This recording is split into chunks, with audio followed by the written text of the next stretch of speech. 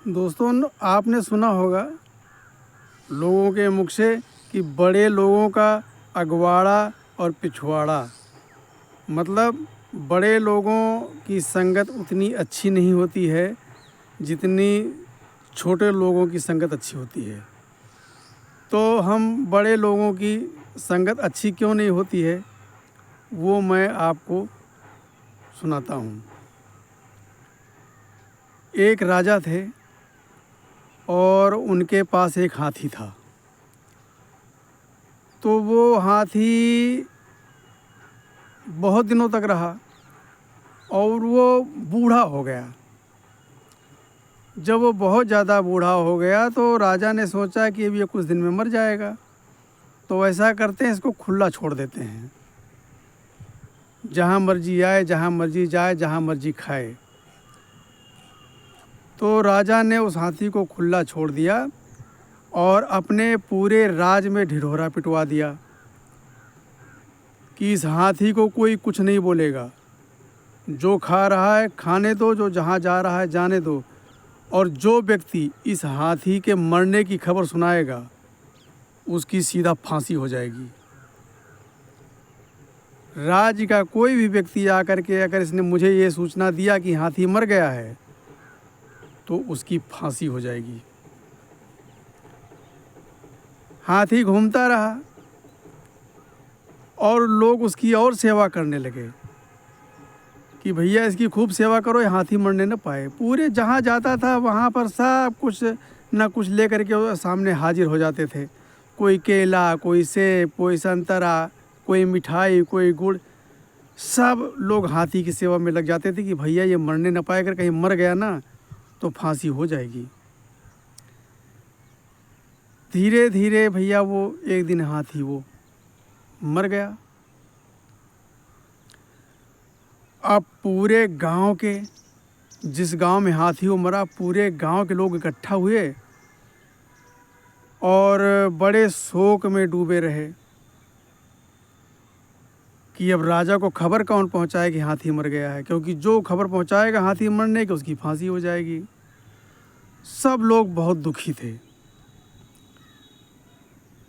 तो उस गांव से एक अजनबी व्यक्ति गुजरा, तो सबका उसने देखा सबका मुंह लटका हुआ है। तो उसने पूछा क्या हुआ भैया?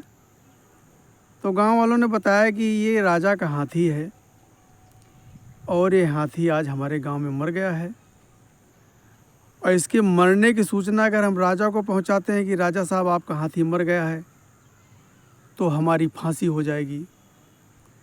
मरने की सब खबर मैं कैसे वहाँ पहुँचाऊँ, इसी चिंता में हम लोग बैठे हैं और उदास हैं। उस व्यक्ति ने कहा ये कौन सी बड़ी बात है, हम खबर पहुँचा देंगे राजा के पास,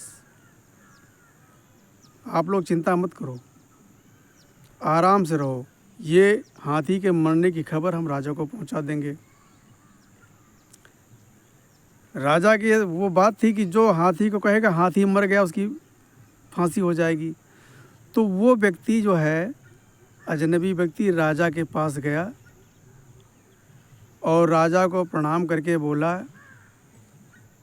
कि राजा साहब, फला गांव में आपका हाथी लेटा हुआ है, न वो पूँछ हिला रहा है, न कुछ बोल रहा है, न सूंड हिला रहा है, न उसकी सांस आ जा रही है, शरीर से वो किसी प्रकार का हरकत नहीं कर रहा है। तो राजा ने कहा कि हाथी वो मर गया क्या? कहते राजा साहब ये आप कहो, मैं इसके बारे में कुछ नहीं कह सकता, लेकिन जो मैं देख करके आया हूँ वो मैं आपको बता रहा हूँ। बहुत चतुर था वो व्यक्ति, अगर मरने का शब्द लेता तो उसकी फांसी हो जाती। धीरे धीरे शाम हो गई दोस्तों। तो राजा ने उस हाथी को बीच चौराहे पर रखवा दिया और बोला कि रात हो गई है और सुबह इसका अंतिम संस्कार किया जाएगा। सब लोग अपने अपने घर चले गए। इस बात को एक सियार ने सुना कि राजा का हाथी मर गया है और वो चौराहे पर रखा गया है, सुबह उसका अंतिम संस्कार होगा। तो उसने सोचा कि क्यों ना जा कर के भाई राजा का हाथी, उसने बड़ा माल खाया होगा, बहुत मेवा मिश्री खाया होगा, एक से एक पौष्टिक चीज़ खाई होगी, तो क्यों ना उसका ही मांस खाएं आज, आज हम भी आनंद ले लें। तो वो रात में सियार उस हाथी के पास गया, और जब हाथी के पास गया तो उसने सोचा कि इसकी ऊपर की तो खाल मोटी है, मैं कहता हूँ इसने जो कुछ खाया होगा अंदर ही होगा ना, तो क्यों ना करे इसके पेट के अंदर जाते हैं। तो वो हाथी के पिछवाड़े के रास्ते से उसके पेट में अंदर चला गया। जब पेट में चला गया तो उसने खूब भैया जम के खाया, और जम के खा खा के रात भर खाया, और भैया वो सियार फूल गया, इतना खाया खूब मोटा हो गया वो। अब उसने निकलने के लिए सोचा तो वो रास्ते में फंस गया, वो निकले कैसे, क्योंकि जो जिस रास्ते से गया था वो रास्ता तंग था, निकल सकता नहीं था वो। अब वो बहुत धर्म संकट में पड़ गया। अब वो दिमाग घुमाने लगा, अपना दिमाग घुमाने लगा, और इधर दोस्तों सुबह हो गई तो वहाँ पर भीड़ इकट्ठा होने लगी। तो वो सियार अंदर से बोला कि ये हाथी जिंदा हो सकता है, ये हाथी जिंदा हो सकता है, गांव वालों सुनो, ये हाथी जिंदा हो सकता है। तो गांव वालों ने राजा साहब को खबर दिया कि उस हाथी के पेट से आवाज़ आ रही कि हाथी जिंदा हो सकता है, हाथी जिंदा हो सकता है। राजा साहब भी आए और पूरी चौहद्दी का आदमी इकट्ठा हो गए कि भाई मरा हुआ हाथी जिंदा हो सकता है, हाथी के पेट से आवाज़ आ रही है। तो जब सारे लोग इकट्ठा हुए तो वो सियार ने बोला कि राजा साहब आपका हाथी, वो भाई बड़ा चतुर था वो सियार, उसने सोचा कोई ऐसा तरकीब बताऊं ताकि हमारा निकलने का रास्ता बन जाए। तो सियार ने बोला कि इसके पूरे शरीर पर गरम गरम तेल की मालिश करो, पूरे शरीर पर, पेट पर, पीठ में, सब जगह तेल की मालिश करो।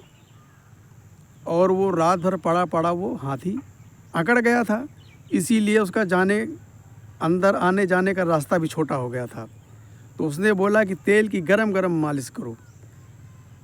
तो भैया बहुत सारे आदमी लग गए राजा के यहाँ तेल की क्या कमी, गरम तेल मंगाया गया और हाथी की पीठ पर, पेट में, पीछे टांगों में, जांघों में, पूंछ के ऊपर सब अच्छी तरह से मालिश किया गया। तो उसकी मांसपेशी ढीली हुई, और ज्यों ढीली हुई तो उसके पिछवाड़े के रास्ते से सियार निकल कर भगा और बाहर आकर के बोला कि गांव वालों, बड़ा पिछवाड़ा देख करके हम भी अंदर घुसे थे कि बड़ा हाथी है, बड़ा माल खाया होगा, हम भी बड़े हो जाएंगे, हम तो चतुर थे इसलिए हमारी जान बच गई।